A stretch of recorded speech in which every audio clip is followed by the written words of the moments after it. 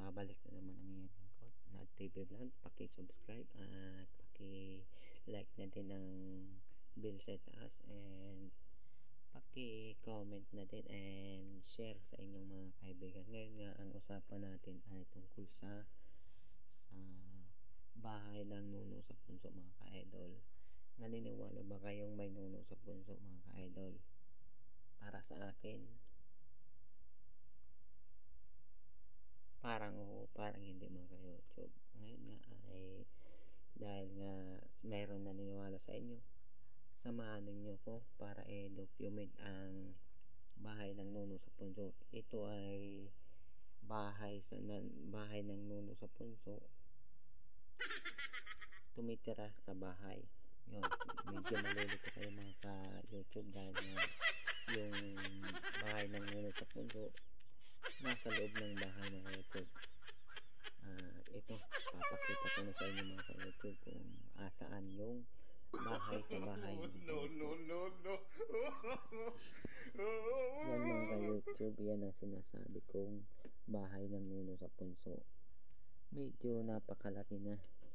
Nagtataka kayo dahil nga kanina sinabi ko ay yung bahay ng nuno sa punso ay nasa loob ng bahay. Totoo mga ka-YouTube, hindi ko kayo pinaprank mga ka-YouTube. Tingnan nyo, nasa loob ng bahay yan mga ka-YouTube. Pero ang bahay ng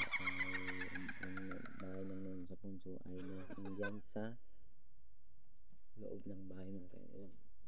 Malaki na yan mga ka-YouTube. Siguro kung titirahan ng mga 9 years old na bata, siguradong pasok na sa pasok dyan mga ka-YouTube. Ganyan mga ka-YouTube. Ganyan yan kalaki. At ngayon nga mga ka-YouTube, naniniwala naman kayo na ang bahay ng nuno sa punso ay nasa loob ng bahay.